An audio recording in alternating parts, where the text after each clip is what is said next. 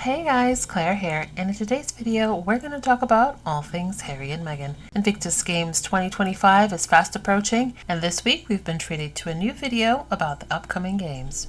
Sport has the ability to heal, to change lives, and to save lives. For so many of these competitors, getting to the start line has been one of the hardest moments of their life. But at the Games, their lives are changed. Visit invictusgames2025.ca to pre-register for your tickets today. I don't know about you guys, but I'm excited for the upcoming games. In previous videos, we talked about Prince Harry's next visit to New York, where he's slated to do a wide variety of engagements for various different organizations and foundations, which he's a part of. It's been announced that Prince Harry, Matt Damon, and Chef Jose of World Central Kitchen will be a part of the 2024 Clinton Global Initiative meeting in New York on September 23rd and 24th. And the names of the people who will be in attendance ranges from presidents and prime ministers to CEOs of large Fortune 500 companies. The Duke plans to discuss the launch of R12 Foundation's Parents Network, as well as address the nonprofit's collaboration with the World Health Organization. Former President Bill Clinton recently tweeted, "This year's Clinton Global is going to be a great meeting. Let's get to work. Looking forward to seeing Prince Harry and the other speakers at this year's event." This news reminded me of this particular clip. He appears to be benevolent, offering to come back, offering to share his gloss, his glitz, his panache yet again with the royal family. Yes, I agree, ma'am, but also no. He didn't. That's fake news. The Spencer's unwavering support for Prince Harry has got the girls all shook up because they're already beginning to create stories for Christmas time. And apparently, Prince Harry and Meghan have snubbed Christmas with the firm as Spencer family extends an invite. Towards the end of the article, of course, it says that they reached out to Charles Spencer and to Harry. Neither of them responded. So I say to you, who told them that an invitation was extended? Nobody. Well, besides the voices in their heads, obviously. Just goes to show you, these people have no clue what they're talking about. It's all made up. They had no clue that the Spencers were going to be at the Invictus Game 10-year anniversary. No clue that Harry was going to be at the funeral. No clue that Harry was going to stay at his uncle's estate. No clue is the reoccurring theme here. And for those of you who are saying, "Clear, well, that's not entirely true." Will people who are in the know make these kinds of demands, pleads, on national TV? Think Seems about to me it. going forward is build bridges in the United Kingdom in particular with their family, perhaps get back onto social media in some way. Don't be so hostile, be more open about what they're doing. When they do something, we, the media, only learn about it at the very last moment. It's very hard to engage with them as a couple. And I think there's room for big change there if they want to. And headlines like this reminds me of this. And do they honestly think that this makes William look good? And it reminds me of this photo or meme in the sense that Harry's on one side doing his own thing, doing the heavy lifting. We see him deeply engaged in all of the different organizations and foundations, doing international tours, preparing for Invictus Games. And then you have William, who is essentially propped up by the palace and the vast majority of the UK press. And he wants Harry, his little brother, who is living in an entirely different continent, to just stop. Don't do anything. Don't say anything. I need to be the center of attention. Look at me. That's why it always makes me chuckle whenever I hear certain Meghan haters.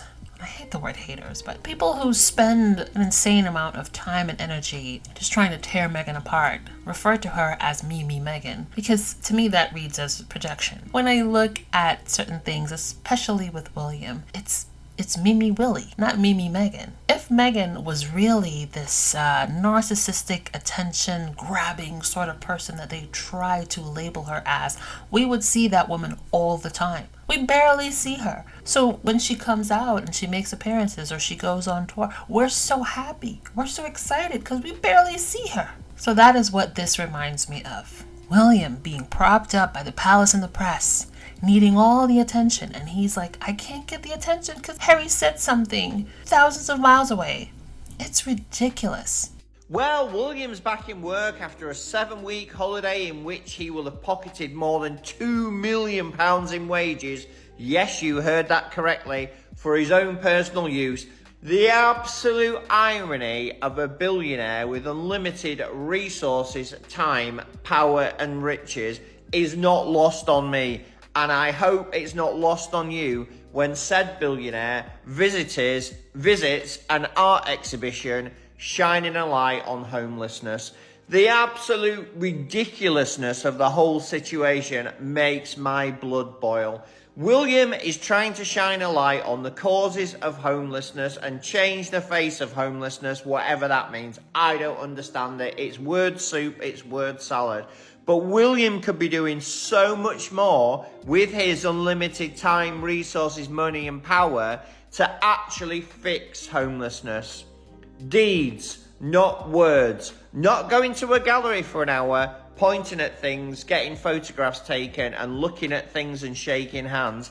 Actually doing something to solve the crisis. Use your money, William, to stop those people freezing and dying on the streets of London and other big cities in the UK when the temperature drops to like -6. It's not difficult, guys. If we can work it out, he can. The fact is, he doesn't want to. Exactly. This pledge to help the homeless is admirable. But there's a certain point where it's not about raising awareness, but it's actually about using your resources at your disposal to actually bring about change. Anyway, in other news, Meghan's former home in Toronto sells in a matter of days. I guess the Meghan effect is real, even in real estate. Another day, another development in the Cash for Honor scandal. And you'd think the British press would be zeroed in on this because it's connected to their current monarch. But oh no. We're still talking about Harry's return? But wait, no, he doesn't want to return. But no, there's a new twist on the story. He doesn't want to return until he gets an apology from William. Make it make sense. Let's start first of all with Harry, because the rumour is that he's refusing to return to royal duties unless William... How do we know this? Well, I have to say, I'm puzzled by all of this coverage because, well, can I be honest? Yes. I did a very big piece on Harry recently for the Sunday Times magazine where I spoke to a lot of his friends, a lot of people who know him and are close to him now, and I didn't get the vibe from anyone that he's keen to return to the UK and keen to return to royal duties. So, yes, he comes back now and then for charity work. Yes, he came back for the Invictus Games anniversary in May. We'll probably see him here next month for Well Child. But I don't think he's looking for any kind of return, so I'm not sure where this is coming from. Is it the speculation that we saw him at the funeral of their uncle? And that was lovely, and I think you would expect to see him at the funeral of his uncle, who he was very close to, but I don't think that signifies any keenness to return to royal duties. I haven't got that sense at all from people close to him. I think he's very happy sitting in Montecito, sipping on a margarita. You don't say.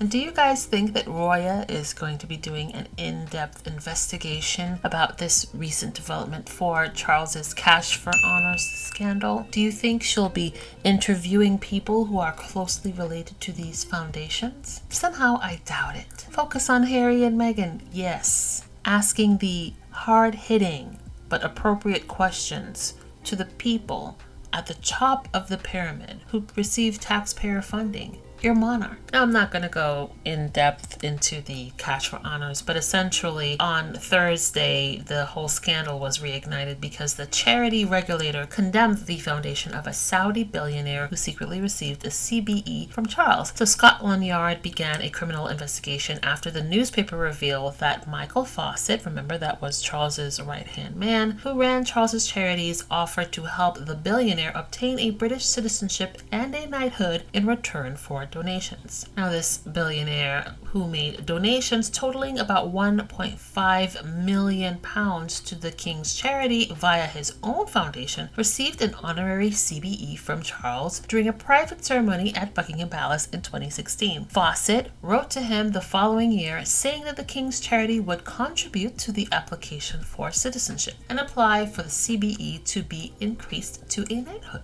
Shady, shady, shady business. And again, do you think we're going to see Roya and the slew of royal commentators commenting on that? Doing investigations into that? No. 2 words. Invisible contract. And in other news, hereditary peers to be removed from the House of Lords next summer. Ministers say accident of birth should not give people the right to make laws. Am I the only one who's thinking, doesn't this also apply to the royal family? Accident of birth should not give people titles to be a king who is above the law?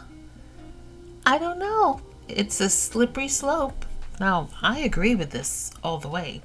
Do you guys think that's why Charles and William and their wives continue to have such close ties to so many within the British press? Because they've got to see the writing on the wall. With each passing generation, the deference to monarchy is steadily declining, as much as they'd like to tell us the opposite in polls. Thank God for social media, where you can hear the thoughts on monarchy and just about everything else from people in real time. So that cannot be denied. So maybe, do you guys think, just maybe, that's why they insist on continuing this one-sided war as an ongoing thing? Personally, if that's the case, I don't think that's a winning strategy. Quite frankly, I feel like a lot of the way that the palace has played into this has, in a lot of ways, damaged their own reputation. When I look at monarchy now, I just think of drama and pettiness and cruelty. I just think that these are people who, like the ministers say, an accident of birth has given them a tremendous amount of power. Power that they tend to abuse. As far as I can see, the people that they choose to protect, very troublesome. The multitude of scandals involving charities, problematic. The dwindling hours of quote-unquote work while the cost continues to grow, troublesome. And instead of showing up, being seen, as Queen Elizabeth used to say, or using their riches, the resources at their disposal to make a difference in the lives of the people that they are supposed to be serving, are they going to do that? No. You see William still being obsessed with Harry, trying to form connections with people and organizations that Harry and Meghan have worked with. Instead, you see William trying to grow a beard, because he's still stuck on that beard nonsense. Obsessive doesn't begin to describe it. This right here, the removal of hereditary peers, is a slippery slope, which I do not doubt is eventually going to come and nip the royal family in its butt. But you guys let me know. What do you think? Once you attack the hereditary principle, then what do you say about the monarch? The monarch is hereditary. Well, the monarch's not doing legislation, to be fair. The monarch has to sign off. The monarch has to sign off the new prime minister. So the monarch has a role in government, even if they don't interfere on a day-to-day. So once you attack all hereditaryism, which is what you're doing, you're basically saying all hereditaryism is wrong. And so the next stage is the monarchy. Thank God Harry and Meghan left when they did. They had the entirety of the pandemic to figure out their next steps and to create a legacy for themselves and their children outside of that institution. Now those children can thrive and live a normal life, or as normal as can be expected. But they can thrive and enjoy their childhood in ways that Harry never could. God's timing. And we could have went through all the reasons that we could have been proud. Mandy from Jersey, very quickly, what are you proud of Britain for? I'm not proud of Britain at all, my love. Oh. What about all of these things? We've got the royal family, fish and chips, sports hospital. The royal family are not even English. Well, they're not even British, actually. If you look back on the history, yes, they're more German. They're more German, darling. That would go for many of us, Mandy. So what are you proud of anything at all? Not really. There's too much poverty. The royal family have got too many residents. I know I'm not the only one who's noticed how is her name Storm or Stormy Hunter? Oh, forgive me if I get it wrong. But I've seen enough clips of her to realize that whenever someone says anything that's not pro-monarchy, she tends to get them like off the phone really quickly. Or if someone says something positive about Harry and Meghan, she sort of tries to downplay it. That invisible contract. They found a woman who they said was friendly, insinuating that she was in a relationship with Prince Harry for 1 month. And then they asked her, has he changed? And she was like, yeah, he was very happy then. He's changed now. He's really changed. And I thought, good sister, you don't know him.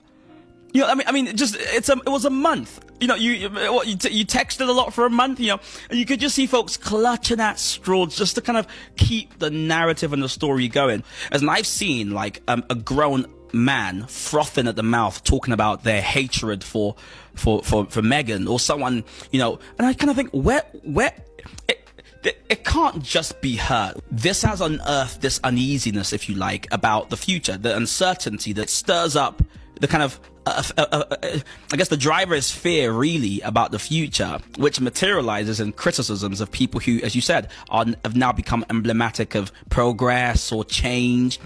Because I've seen somebody using Prince Harry's book to say, you see what happens when you go to therapy? And I go, whoa. You know, they think that was an attack. But I said, that's actually more revealing about them. Back in 2022, thanks to the Kensington Palace campaign, the survivors of the Grenfell fire were celebrating their fundraising success as well as their patron, and they got trolled so badly that they had to shut down all of their social media platforms. Here's their patron Meghan along with the Queen back in 2018 as they gave a moment of silence on the 1-year anniversary. Daily Pivot keyword hub. In English it means the effective center of an activity, region, or network. And in Arabic it means love.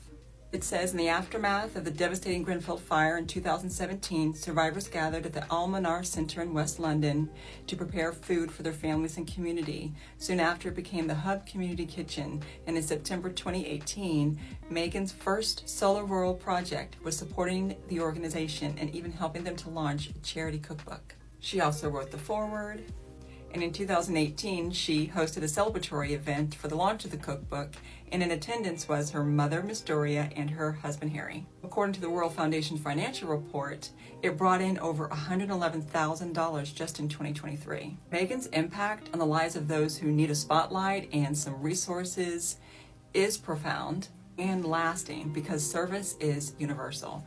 Don't forget to leave your comment. Random thought. Is negativity in media losing some of its luster? I don't think we will ever be without outrage, but I was thinking about this because of a recent change at Us Weekly. I spoke about my surprise at seeing this cover for Us Weekly in one of my recent videos. And the tone was part of it. The magazine did a revamp, and that is in part because of their new editor-in-chief. There's a decidedly more positive tone. Not only is hating Harry and Meghan just old at this point, they're not given access or new material to work with, but I think people are kind of tired of it. I think we're learning, at least, to be much more discerning and critical of the media and learning what to keep and what to toss, which is why I'm so passionate about media literacy. I kind of hope that the change at Us Weekly is the start of a larger change, and not necessarily towards more positive coverage, but for real newspapers,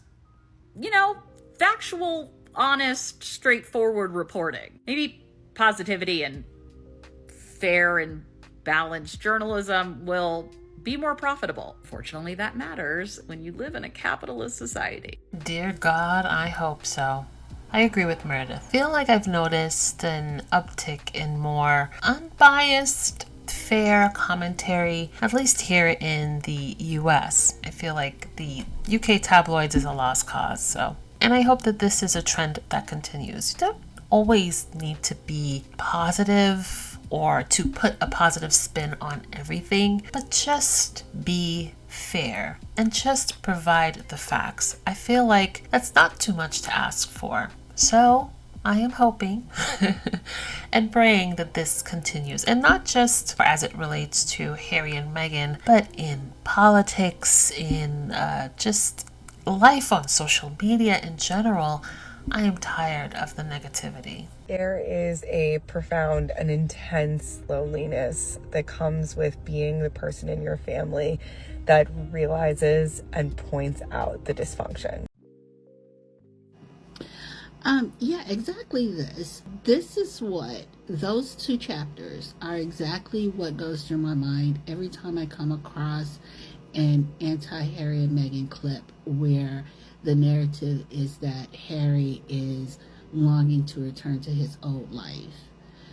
I always go back to, was I the only one that read these two chapters in the book? These two chapters are the chapters that he talked about what life was like when he was forced to leave the army after 10 years, when he was told that he couldn't re-enlist because he wanted to re-enlist. He was told by the palace that he couldn't re-enlist. So this is how his life was pretty much after that point. There were other things that happened in there as well.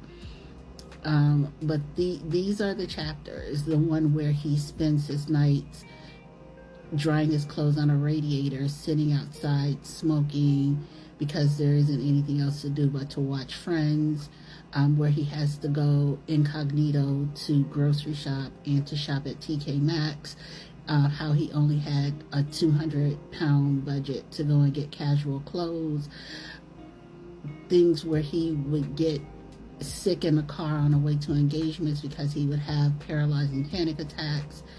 You know, there was another chapter that I didn't include where he went to Africa and he was talking to his friends about his panic attacks and how he had to self-medicate in order to soothe his panic attacks.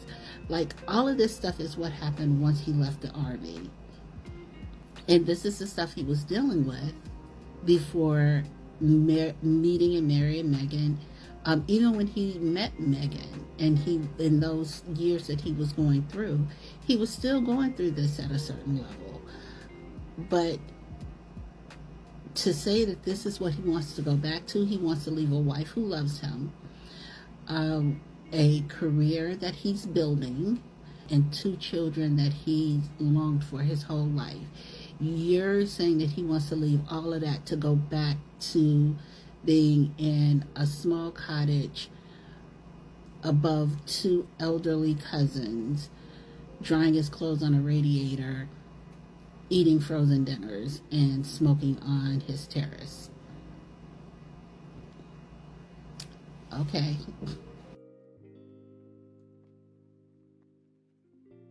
And I think we'll end it here for this video. A very special shout out to Baron of Royal Sussex, sending him love and prayers and well wishes. And for you guys, wherever you are, I hope you are all doing well. Thank you for your continued support, and I'll talk to you guys in the next video. Thanks for watching. Don't forget to like and subscribe. Also, hit that notification bell.